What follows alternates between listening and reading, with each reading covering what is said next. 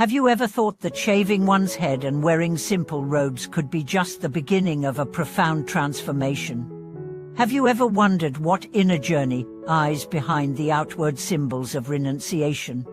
Hello everyone, and welcome back to our channel. Today we are delving into a rich history that reveals why monastic life is far more than an external makeover.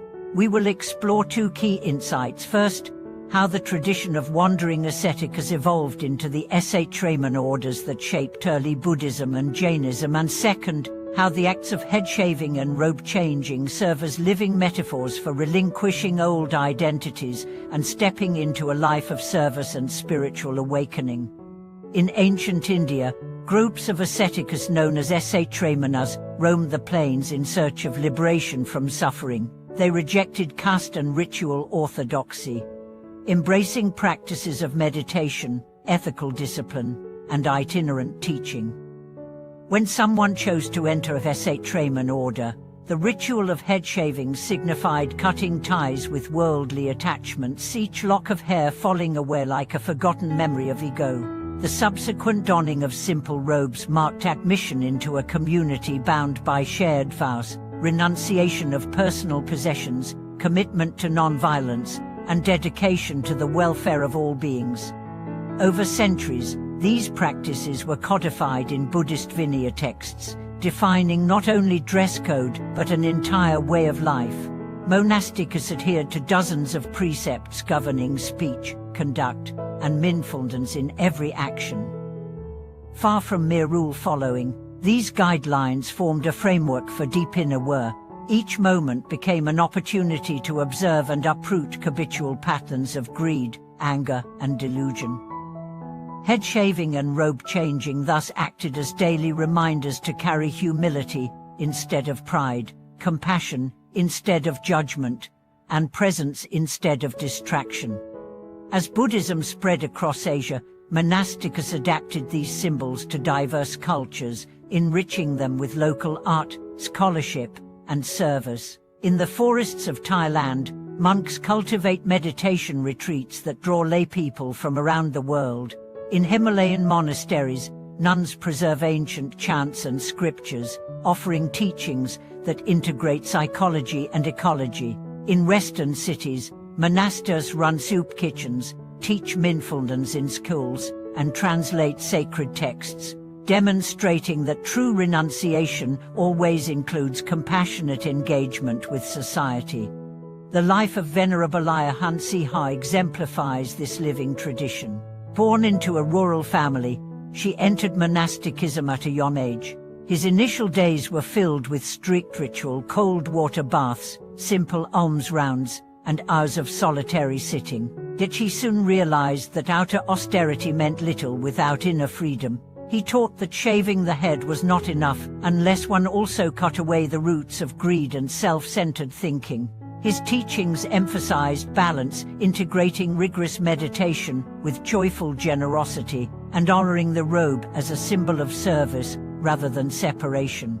Today, monastic communities continue to innovate, opening dialogue with science, social justice movements, and interfaith initiatives.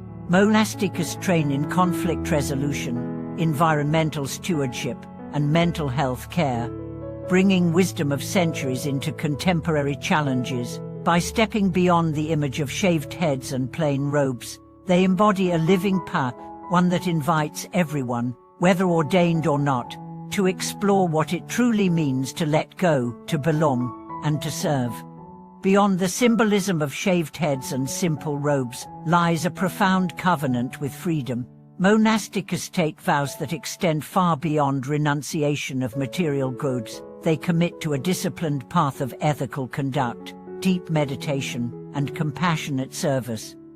Each precept they uphold, whether abstaining from false speech, refraining from theft, or honoring celibacy, is not an austere prohibition, but a gateway to inner clarity.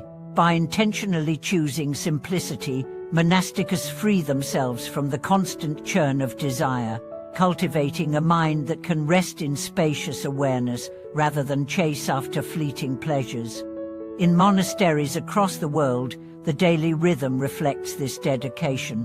Before dawn's first light, bells or wooden fish waken the community to sit together in silent meditation. The hush in the hall, broken only by the soft rustle of robes, creates a shared field of presence more powerful than any solitary practice. After the morning chanting, alms rounds connect monasticus with the lay community. Each bowl, offered with reverence, becomes an opportunity to practice humility and gratitude. This ritual reminds both giver and receiver that generosity is a bridge between hearts, dissolving the illusion of separateness. Study and reflection occupy another pillar of monastic life. In Himalayan Goempos and Korean Zen temples alike, monasticus pore over ancient sutras and contemporary commentaries, engaging in lively debate that sharpens both intellect and insight. Far from cloistering knowledge, they translate texts, teach lay practitioners, and publish articles that bring timeless wisdom into modern discourse. Their libraries, often filled with rare manuscripts, serve as living archives where tradition and innovation intertwine. Through scholarship, they demonstrate that the robe need not silence the mind, it can be a banner of inquiry, inviting all seekers to question, explore, and awaken. Communal harmony is nurtured through shared labor. Whether tending vegetable gardens, repairing temple roofs, or preparing vegetarian meals, monasticus understand that work performed with mindfulness is itself a form of meditation. Every sweep of a broom or chop of a carrot can become a deliberate act of care, a practice in presence that dissolves the barrier between a spiritual and ordinary activity. This ethic of service flows naturally outward. Monastic-run schools provide education to underserved communities. Clinics staffed by monastic volunteers offer free health care, and retreat centers open their doors to anyone in search of calm. Even the vow of celibacy, so often misunderstood, serves a liberating purpose. By foregoing romantic attachments, monasticus learn to channel affection into boundless compassion for all beings. This universal love, far from cold or detached, deepens through attentive listening and devoted care for the suffering of others. In Tibetan monasteries, monks and nuns travel to remote villages, teaching meditation to elders and children alike. Their presence becomes a living testament that the heart, unbound by personal longing, can pour itself out in service without reservation. Across Buddhist traditions, ordination itself carries layered meaning. In Theravada countries, novice monks may enter the monastery for a season of training, experiencing firsthand the clarity born of simplicity.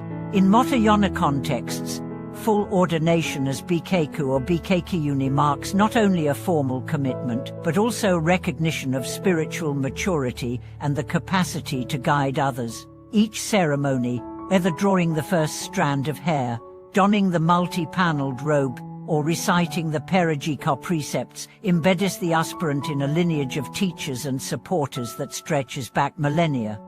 In contemporary cities, monasticus adapt these ancient practices to modern life. You might find a monk leading a mindfulness workshop in a corporate office, or a nun offering virtual meditation sessions to busy professionals. Their ability to translate the essence of renunciation into everyday contexts shows that true freedom is not a retreat from the world, but a way of being fully present within it. By embodying simplicity amid complexity, they offer a living invitation: let go of whatever binds your heart, whether it be ambition, habit, or fear, and discover the vastness that remains. Ultimately, monasticus are far more than their outward appearance. Their shaved heads and plain robes point toward an inner sanctuary of peace, an unshakable ground of being that lies beneath all change. In choosing this path, they become mirrors reflecting our own potential for freedom, service, and wisdom. Their lives demonstrate that genuine renunciation is not an escape but a courageous embrace of reality, a way to stand fully awake in every moment, grounded in compassion, and open to the unfolding of the Absolute. Thank you for watching this video.